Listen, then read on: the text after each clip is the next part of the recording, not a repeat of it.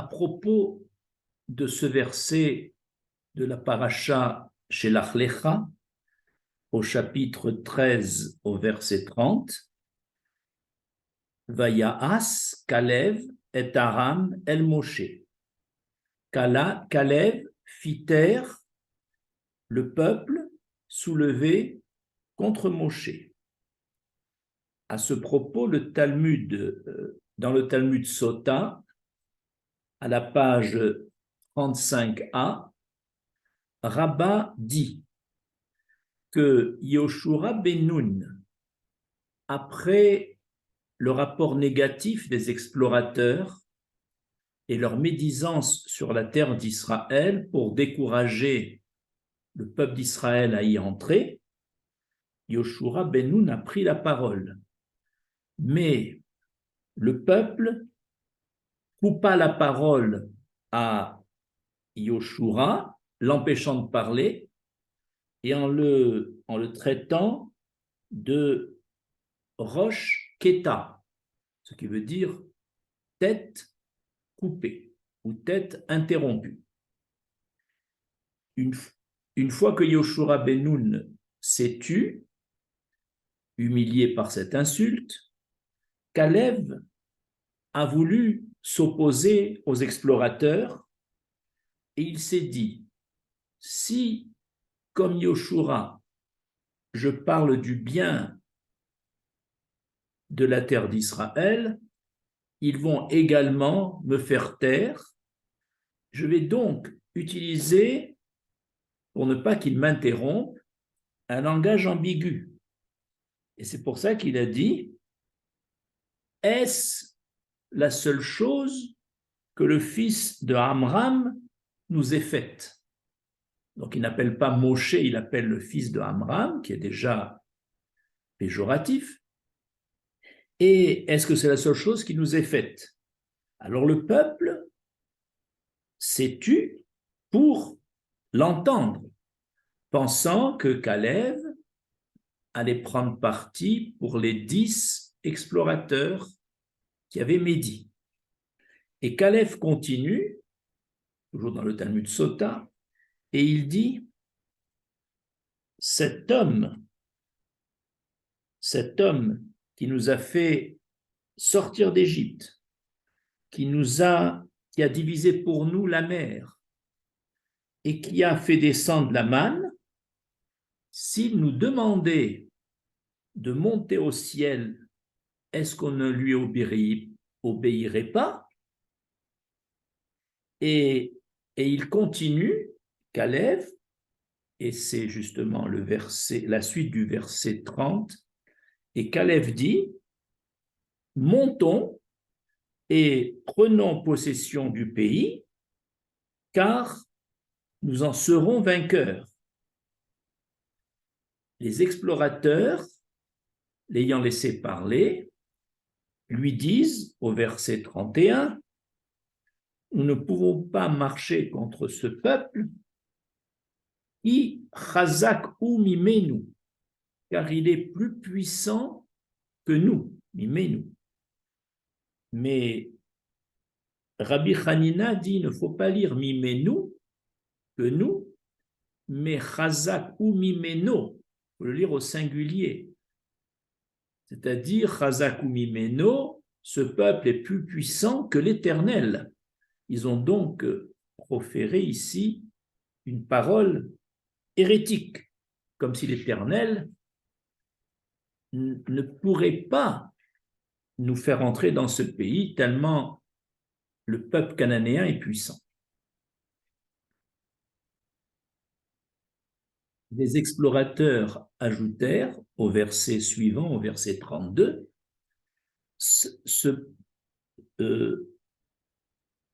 il dit, nous avons vu plusieurs enterrements dans le pays, ce pays dévore ses habitants.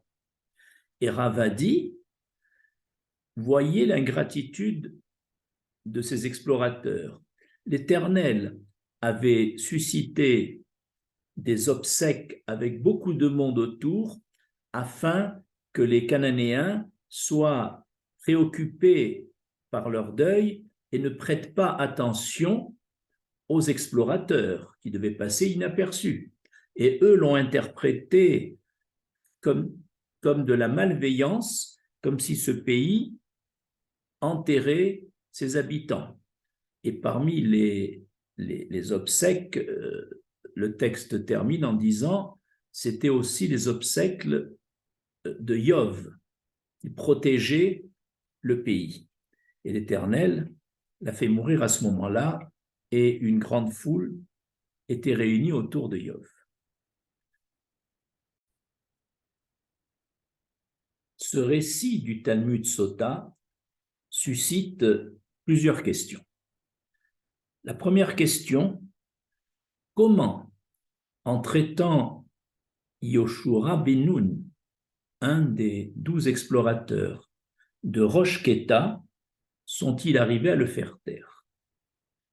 Alors, Rosh Keta peut être interprété de trois façons.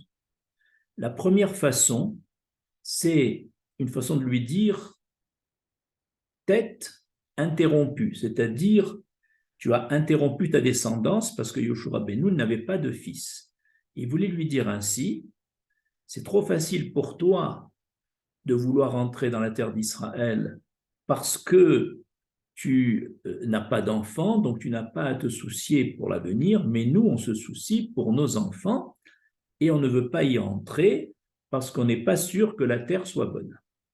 La deuxième explication de Rosh Keta, c'est pour le moment, toi Yoshua, tu es un Rosh Keta, tu es un chef de petit niveau, c'est-à-dire tu n'es qu'un chef de 50, à cause du mot Héma, de Gematria 50, comme des 12 explorateurs étaient des chefs de 50, et nous savons que tu es prévu pour être le successeur de Moshe Rabbeinu, et que tu vas devenir donc le chef, non pas de 50, mais le manig, le chef de 600 000, et donc c'est pour ton honneur que tu veux nous encourager à rentrer dans le pays.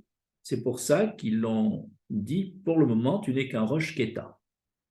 Et la troisième explication, elle est du Marsha, c'est que Rosh Keta, ça veut dire la petite lettre Yud que tu as ajouté Moshe Rabbeinu, tu t'appelais Oshéra. Et Moshe t'a appelé maintenant Yehoshua en ajoutant la lettre Yud au début de ton nom, prouve que cette petite lettre Yud, qui est le Yud, c'est qu'on appelle Rosh Keta, c'est une lettre supérieure mais qui a été coupée. Cette lettre Yud prouve que c'est Moshe Rabbeinu qui t'a envoyé pour explorer et c'est pas l'Éternel. Donc tu dois te soumettre à la majorité. Deuxième question. Pourquoi Kalev a-t-il craint qu'on l'interrompe comme on a interrompu Yoshua ben Nun? Selon Maharsha, Kalev craignait, s'il commençait son discours par un rapport positif sur la terre d'Israël, que les explorateurs et le peuple utilisent des paroles déshonorantes contre lui ou des paroles de moquerie, ce qui est une arme redoutable, comme ils l'ont déjà fait d'ailleurs pour Yoshua, comme on l'a vu au paragraphe précédent.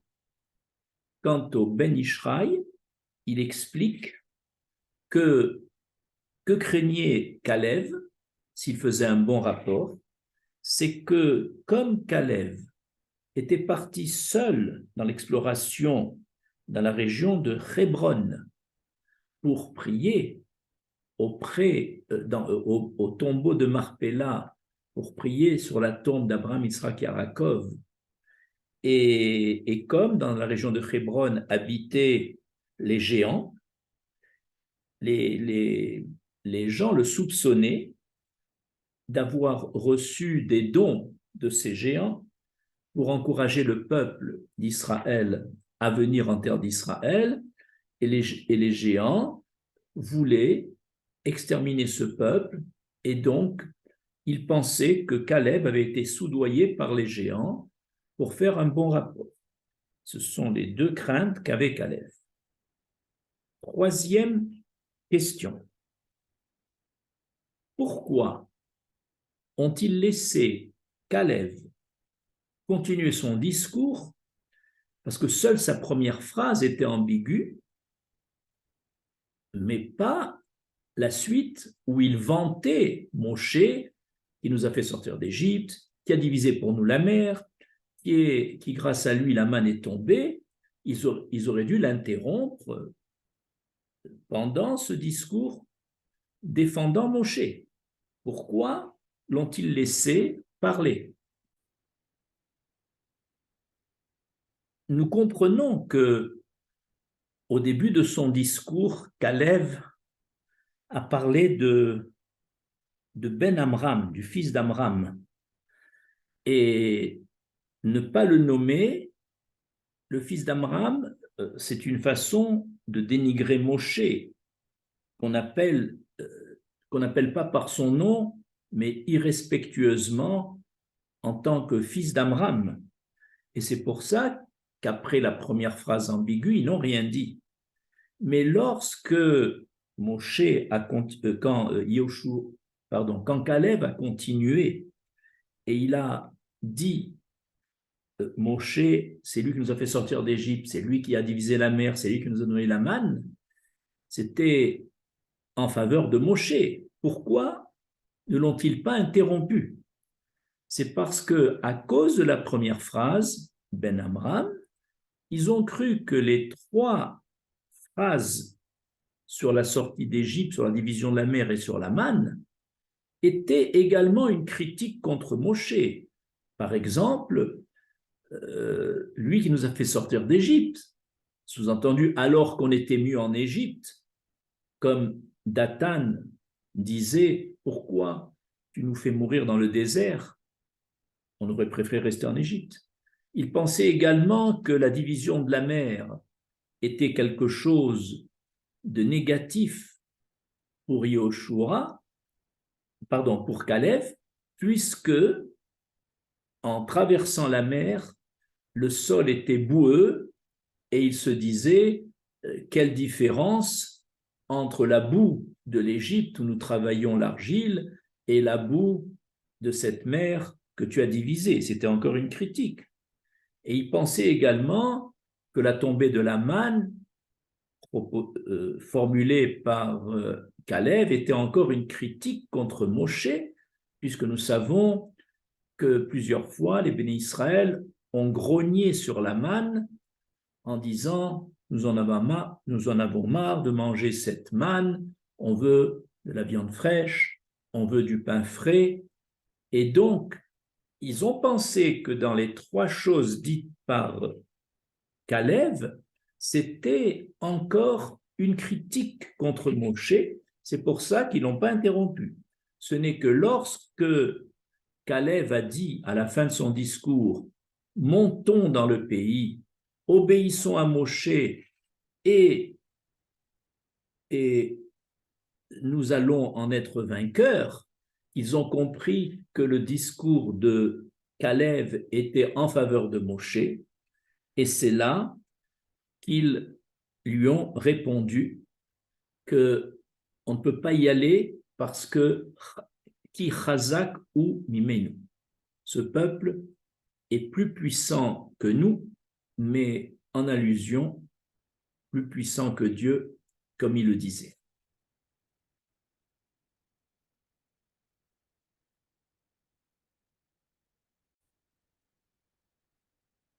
Quatrième question.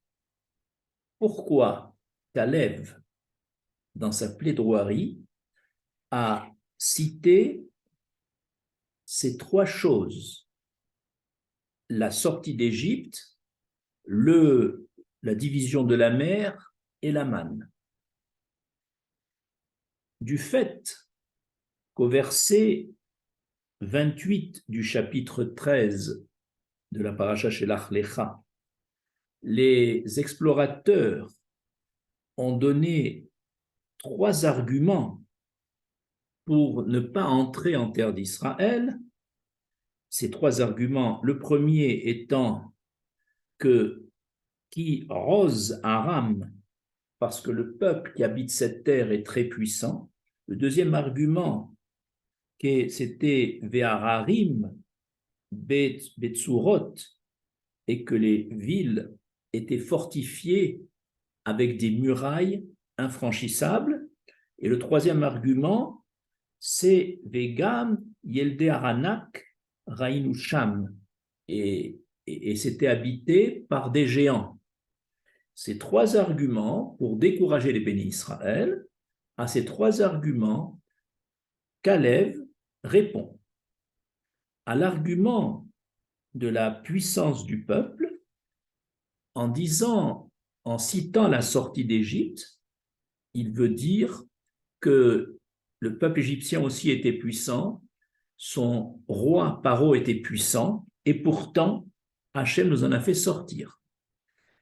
À l'argument, les villes étaient fortifiées et donc apparemment imprenables, alors Kalev répond que si Moshe a pu fendre la mer pour nous faire passer, contrairement aux lois naturelles, alors il pourra également, l'Éternel pourra également fendre les fortifications de ces villes de façon surnaturelle. Et au troisième argument, c'est un pays peuplé de géants que nous ne pourrons pas vaincre. Alors Caleb répond par le mérite de la manne en disant, si cette manne est tombée pour les bénis Israël dans le désert, c'est un signe que dans le ciel, l'Éternel surveille et protège ses enfants pour qu'ils puissent manger. Et bien de même, l'Éternel nous protégera et nous fera vaincre ces géants. Cinquième question.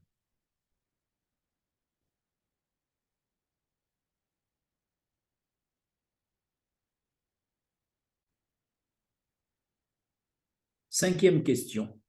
Quelle était l'intention de Kalev en disant « montons et nous en serons vainqueurs ». Selon Rashi, de même que Moshe nous avait demandé d'avancer dans la mer qui faisait obstacle et que nous avons réussi à y pénétrer et elle s'est divisée pour nous, eh bien, Caleb veut dire de même, si nous voulons conquérir le pays, nous pourrons y monter malgré tous les obstacles dont vous parlez, puisque Moshe nous le demande, donc montons et nous vaincrons tous les obstacles. Ça, c'est selon Rashi. Selon le Maharal, il dit que le mot montons, ça veut dire montons au-dessus du mazal des Cananéens. Nous savons que Israël n'est pas soumis au mazal, c'est-à-dire au destin astral, et que Israël peut être au-dessus du mazal. Les nations, comme les Cananéens, ont un mazal. Admettons que leur mazal soit bon pour conserver cette terre, eh bien, vient Caleb leur dire « montons ». Deux fois, il leur dit « montons, montons », c'est-à-dire montons au-dessus du mazal des Cananéens, nous qui n'avons pas de mazal, et ainsi nous réussirons, parce qu'on est au-dessus du mazal, à conquérir ce pays. Sixième question.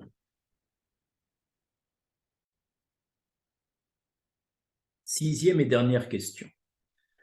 Pourquoi les explorateurs, qui durant leur séjour de 40 jours ont vu effectivement de très nombreuses foules rassemblées autour de nombreux enterrements, il était légitime qu'ils disent « ce pays dévore ses habitants ».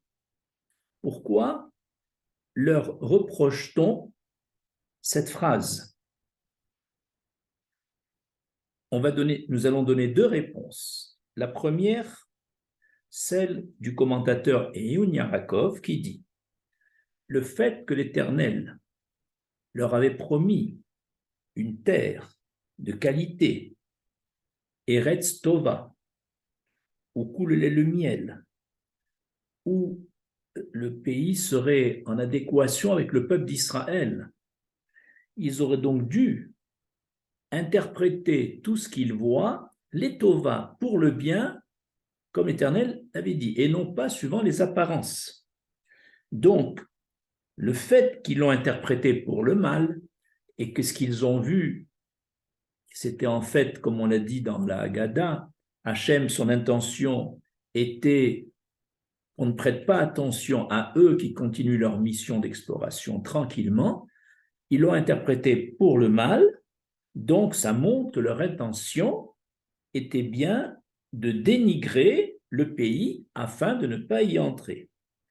Et donc, on comprend le reproche qui leur est fait.